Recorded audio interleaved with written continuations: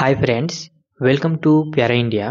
Friend, Bihar सरकार द्वारा ophthalmic assistant के पद पर 220 सीटों पर बहाली निकाली गई है, जिसकी जानकारी हम इस वीडियो के माध्यम से देने वाले हैं कि अगर आप इस वैकेंसी में शामिल होना चाहते हैं तो आपके पास क्या डिग्री होनी चाहिए, एलिजिबिलिटी क्या होनी चाहिए, एज लिमिट क्या है यानी कि मिनिमम और मैक्सिमम एज कितने तक रखा गया है, सैलरी क्या मिलने वाली है और मेन पॉइंट जो है सिलेक्शन प्रोसेस आप लोगों को किस तरह से कराया जाएगा। अगर आप अदर स्टेट के बच्चे हैं तो क्या आप फॉर्म को फिलअप कर सकते हैं कि नहीं फॉर्म को फिलअप कर सकते हैं, इन सभी चीज़ों की जानकारी इस वीडियो के माध्यम से मिलने वाली है। इसलिए वीडियो को पूरा देखें और वीडियो हेल्पफुल लगे तो लाइक करें, अपने दोस्तों साथियों को भी शेयर करें, उनको भी ये जानकारी हो सके। और चैनल पर आप नए हैं तो चैनल को सब्सक्राइब कर लें और बेल आइकन घंटे को प्रेस करें जिससे कि नई वीडियो की नोटिफिकेशन आपको मिलती रहे। तो जैसे कि फ्रेंड आप लोग देख सकते हैं, ये नोटिस बिहार राज्य स्वास्थ्य समिति द्वारा जारी किया गया है, जिसमें दिया गया है राष्ट्रीय स्वास्थ्य मिशन अंतर्गत राष्ट्रीय अंधापन नियंत्रण कार्यक्रम। ठीक है, ये एक कार्यक्रम है जो भारतीय राष्ट्रीय स्वास्थ्य मिशन के द्वारा चलाया जा रहा है, माने कि केंद्र सरकार द्वारा जारी किया गया है। इसी के तहत जिला अस्पतालों में, राज्य के जिला अस्पतालों, अनुमंडल अस्पताल, रेफरल अस्पताल और सामुदायिक स्वास्थ्य केंद्र एवं प्राथमिक स्वास्थ्य केंद्र और नेत्र सहायक यानी कि ऑप्थेल्मिक असिस्टेंट, ठीक है, के पद के लिए संविदागत रिक्तियों पर एक मुफ्त मानदेय 15,000 रुपये प्रति माह पर नियोजित हेतु सुयोग्य अभ्यर्थियों जो भारत के नागरिक हैं उसे ऑनलाइन आमंत्रित किया गया है। तो सिंपल सी बात समझें तो एक राष्ट्रीय मिशन है जिसमें राष्ट्रीय अंधापन नियंत्रण कार्यक्रम चलाया जा रहा है, उसी के तहत ऑप्थेल्मिक असिस्टेंट की बहाली निकाली गई है। और ये जो बहाली है संविदागत है, यानी कि आप लोगों को परमानेंट बहाली नहीं है और इसमें आप लोग को सिर्फ 15,000 रुपये प्रति माह के रुपए दिए जाएंगे। मगर इसका फायदा ये होगा कि अगर आप इसके तहत काम करते हैं तो अगर परमानेंट बहाली आती है तो उसमें आप लोग को मार्क्स मिलता है और फायदा मिलता है मार्क्स के तहत। तो एक साल अगर आपके पास एक्सपीरियंस रहेगा तो 5 मार्क्स दिया जाता है। तो ये चीज़ आप लोगों को फायदा करेगा। तो जो भी बच्चे ऑप्थेल्मिक असिस्टेंट कोर्स किए हुए हैं इस फॉर्म को फिलअप कर सकते हैं।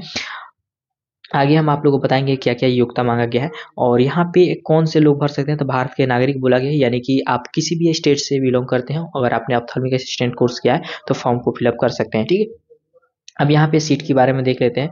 तो सीट में देखा जाए तो ऑप्थेल्मिक असिस्टेंट के लिए यहाँ पे ईआर कैटेगरी में 87 सीट है, ईडब्ल्यूएस के लिए 22 सीटें हैं और एससी के लिए 35 सीट है, एसटी के लिए 3 सीटें हैं और ईबीसी कैंडिडेट के लिए 40 सीट है और बीसी के लिए 26 और डब्ल्यूबीसी जो होता है इसके लिए 7 सीटें हैं, यानी कि ओमन बीसी कैटेगरी से जो आते हैं। और टोटल यहाँ पे देखा जाए तो 220 सीटें हैं।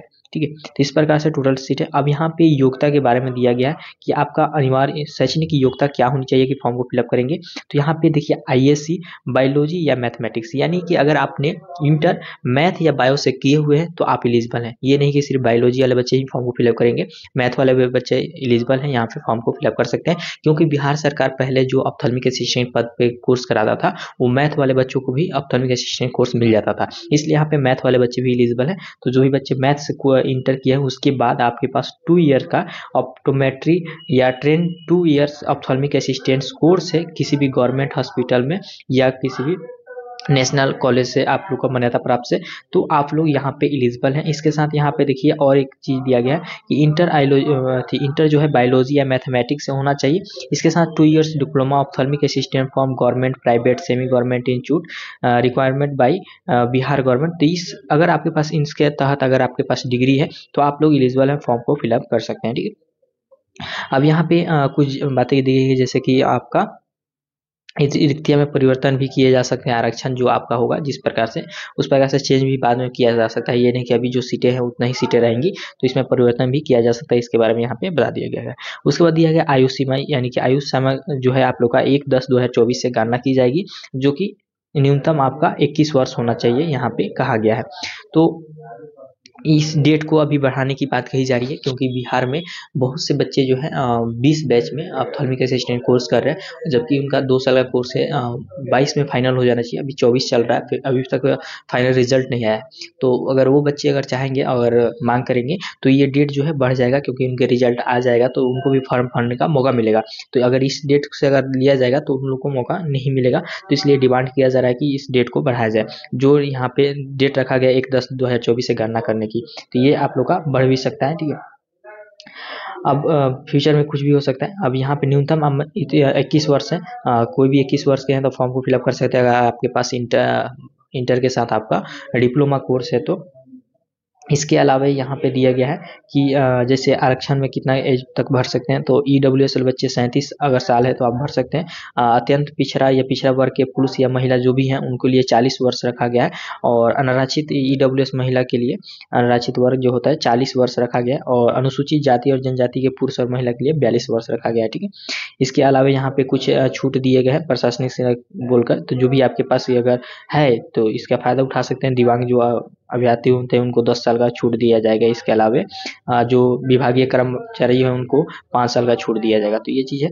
और यहाँ पे आप लोग का कट ऑफ डेट हो गया या शैक्षणिक योग्यता, यानी कहने का मतलब आपके पास जो डिग्री है उसकी 1/10/2024 के पहले का होना चाहिए, और 1/10/2024 से ही आप लोग का क्या होगा, गणना आयु का सीमा भी किया जाएगा। ये चीज़ यहाँ पे दिया गया, और वेबसाइट यहाँ पे दिया गया। वेबसाइट पर ये वेबसाइट है आप लोग का, इसको सर्च करके ह्यूमन रिसोर्स पे जाना है, फिर एडवांसमेंट पेज पे जाकर आप लोग को फॉर्म को फिलअप करना है। ठीक है, इसके बारे में दिया गया। वैसे अभी लिंक नहीं ओपन हो रहा है, लिंक ओपन होगा तो हम पूरे विस्तार से आप लोगों को सारा चीज़ बताएंगे, क्योंकि यहाँ पे जो आप लोग का चयन प्रक्रिया है इसके बारे में नहीं बताया गया है। ठीक है, तो फिर से एक बार देख सकते हैं यहाँ पे दिया गया, अनिवार्य शैक्षणिक योग्यताएं और सभी प्रमाण पत्र ऑनलाइन आवेदन के समय अभ्यर्थी के पास अनिवार्य रूप से होना चाहिए, यानी कि जितने भी आपके पास डॉक्यूमेंट्स वगैरह है सभी रेडी होने चाहिए पहले से ही।